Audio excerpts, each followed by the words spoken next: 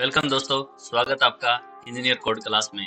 आज हम बात करेंगे मोड के सेक्शन 100 क्लोज 109 जो अपना setting out part 1। Setting out क्या होता है? जो अपनी ड्राइंग बना ली है, जो ड्राइंग हमें मिली है काम करने के लिए, जैसे हमने बात करी थी GFC ड्राइंग जो हमें कंस्ट्रक्शन करने के लिए मिलती है, वो ड्राइंग तैयार होने के बाद हम देखते हैं उसको ग्राउंड पे कैसे यूज करना है, कैसे सेंटर लाइन देनी है, कैसे बेंचमार्क सेट करना है, कैसे सेंटर लाइन से अपने जो फॉर्मेशन है उनको तैयार करना है, वो सब चीजें हम देखेंगे। तो ये सेटिंग आउट का पार्ट होता है। Close 109.1 the contractor shall establish working benchmarks tied with the reference benchmark in the area soon after taking possession of the site। यानी कि ठेकेदार को साइट पर अधिकार लेने के तुरंत बाद उस क्षेत्र में संदर्भ बेंचमार्क के साथ कार्य बेंचमार्क स्थापित करना होगा।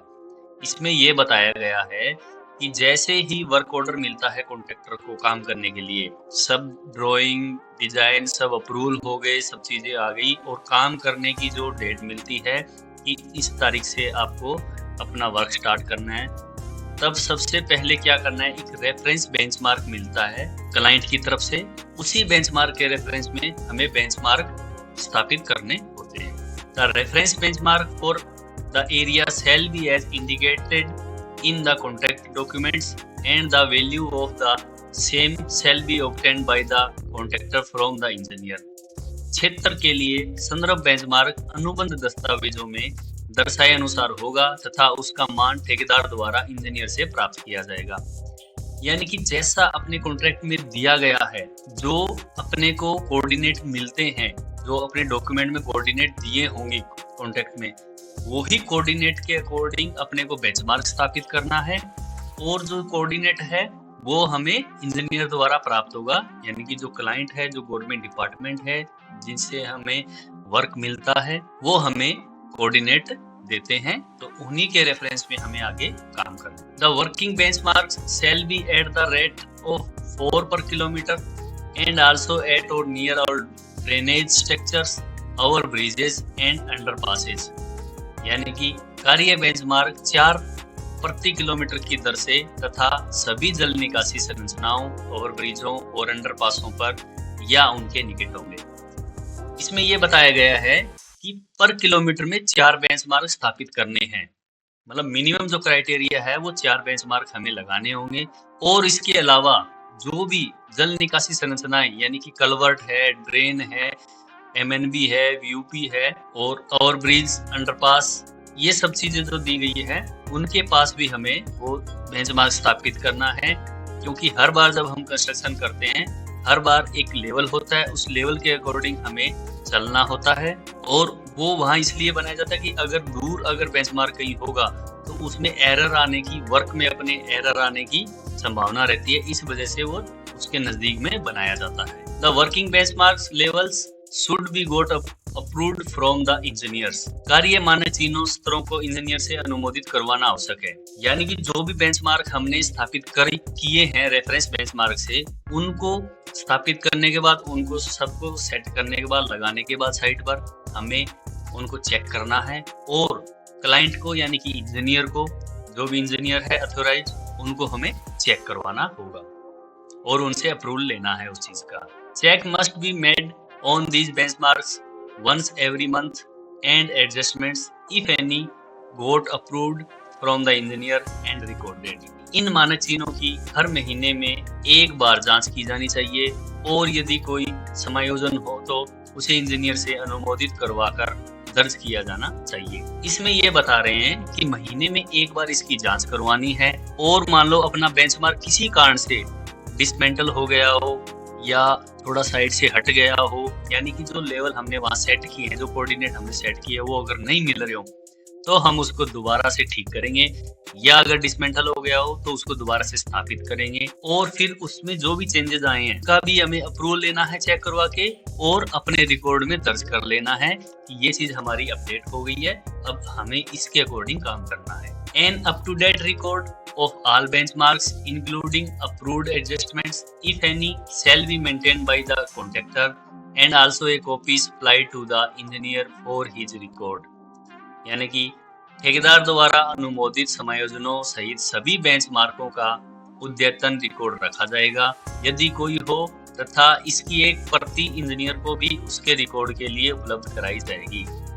यानी कि जो भी हमारा चेंजेस आया है, अप टू डेट रिकॉर्ड हमें रखना है। जो भी हमारा चेंजेस आया है तो उसको स्थापित करना है और अपने रिकॉर्ड को अप टू डेट रखना है और उसकी एक कॉपी इंजीनियर को प्रोवाइड करवानी होगी। The lines and levels of formation, side slopes, drainage works, carriageways and shoulders shall be carefully set out and frequently checked, care being taken to ensure that correct gradients cross section are obtained everywhere। यानी कि संरचनाओं की रेखाएं और सतह, पार्श्व ढाल, जल निकासी कार्य, कैरिजवे और कन्नों को सावधानी पूर्वक निर्धारित किया जाएगा और बार बार जांच की जाएगी। यह सुनिश्चित करने के लिए सावधानी बरती जाएगी कि हर जगह सही ढाल और क्रॉस सेक्शन प्राप्त हो। इसमें यह बताया गया है कि जो भी अपना रोड हम तैयार करेंगे उसमें जो लेवल है अपने फॉर्मेशन के अलग अलग लेयर के, उनका साइड स्लोप, ड्रेनेज का कार्य, कैरेजवे और शोल्डर का कार्य बड़े ही अच्छे तरीके से करना है और अच्छे तरीके से उनको चेक करना है। और इनको चेक करने में और इनका काम करने में सावधानी बरती जानी चाहिए ताकि ढाल और स्लोप जो है क्रॉस सेक्शन सही से प्राप्त हो। In order to facilitate the setting out of works, the center line of the carriageway or highway must be accurately established by the contractor and approved by the engineer। यानी कि कार्यों को शुरू करने में सुविधा के लिए कैरिजवे या राजमार्ग की केंद्र रेखा, सेंटर लाइन ठेकेदार द्वारा स्ट्रिक्ट रूप से स्थापित की जानी चाहिए और इंजीनियर द्वारा अनुमोदित की जानी चाहिए। यानी कि ठेकेदार जो है काम करेगा, कैरिजवे जो अपना है उसकी सेंटर लाइन जो मार्क करेगा वो एकदम से सही से स्थापित करेगा, उसके जो कोऑर्डिनेट दिए हैं उनके अकॉर्डिंग उसको स्थापित करेगा और वो चीज इंजीनियर को चेक करवाएगा और उसके बाद उसका अप्रूवल लेगा।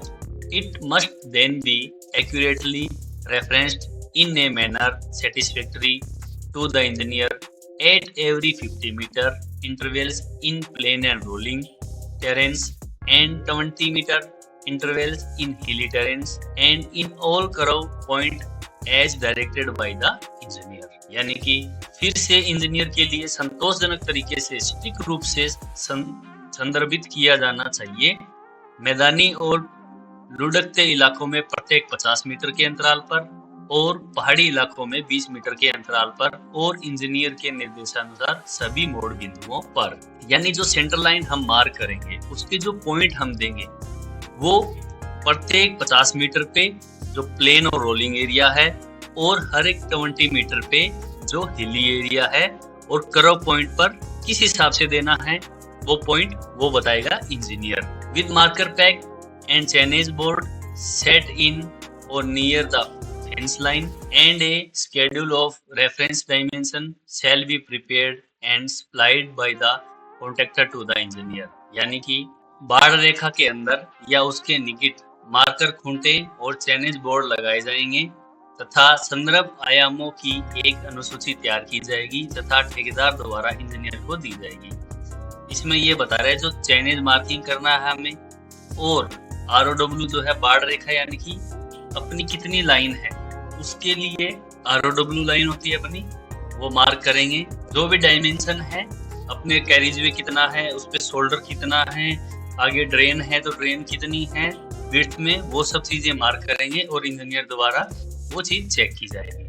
ठीक है दोस्तों, these markers shall be maintained until the works reach finished formation level and are accepted by the engineer. इन चिन्हों को तब तक बनाए रखा जाएगा जब तक कि कार्य पूर्ण गठन स्तर तक नहीं पहुंच जाता और इंजीनियर द्वारा स्वीकार नहीं कर लिया जाता। इसमें यह बताया गया है कि जब तक काम कंप्लीट नहीं होता है, जो अपना वर्क है पूरा प्रोजेक्ट जब तक खत्म नहीं होता है तब तक इनको नहीं हटाना है। On construction reaching the information level stage the centre line shall again be set out by the contractor and when approved by the engineer. यानी कि निर्माण कार्य के निर्माण स्तर पर पहुंचने पर ठेकेदार द्वारा पुनः मध्य रेखा निर्धारित की जाएगी और इंजीनियर द्वारा अनुमोदित किए जाने पर। इसमें यह बताया गया है कि सबसे पहले जो सेंट्रल लाइन मार्क करी हमने अपना रोड का सेंटर देखने के लिए।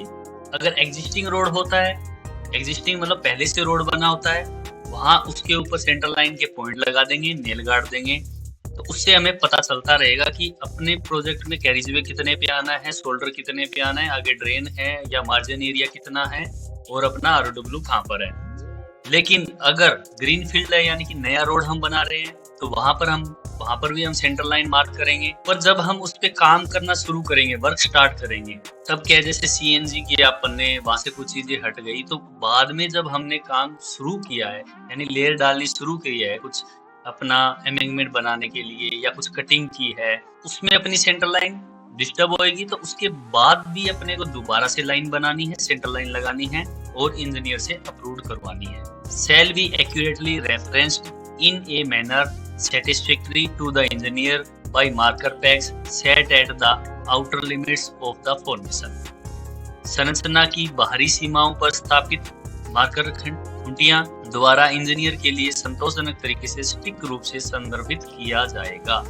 यानी कि जो ROW हमने मार्क की है उसे इंजीनियर देखेगा और जो बॉर्डर सीमाएं हैं उन पर सही तरीके से लगी है कि नहीं लगी है, और उनकी जो लिमिट है वो उस लिमिट तक काम होएगा कि नहीं होएगा, वो चीज देखने के लिए। No reference peg or marker shall be moved or withdrawn without the approval of the engineer and no earthwork or structure work shall commence until the center line has been referenced। Engineer की स्वीकृति के बिना किसी भी संदर्भ खूंटी या marker को हटाया नहीं जाएगा तथा जब तक कि केंद्र रेखा को संदर्भित नहीं किया जाता है तब तक कोई भी मिट्टी कार्य या संरचनात्मक कार्य शुरू नहीं किया जाएगा। इसमें यह बताया है कि इंजीनियर की स्वीकृति जब तक नहीं, कोई भी खूंटी वगैरह हटानी नहीं है, जो भी मार्क किया है, जो भी ROW मार्क करी है या अपना कैरिजवे कितना है, शोल्डर कितना है, उन सब चीजों पे अपने मार्क की है, सेंटर लाइन मार्क की है, उनको नहीं हटाना है बिना इंजीनियर की परमिशन से। ना ही कोई काम करना है उस पे, ना तो मिट्टी का काम करना है, ना ही कोई स्ट्रक्चर का काम करना है। जब तक इंजीनियर हमें परमिशन नहीं देता तब तक उनको लगा के रखना है। पूर्ण रूप से सेटिस्फाई होने के बाद ही उनको हटाना है या आगे काम करना है। तो दोस्तों, थैंक यू। मिलते हैं नेक्स्ट पार्ट में।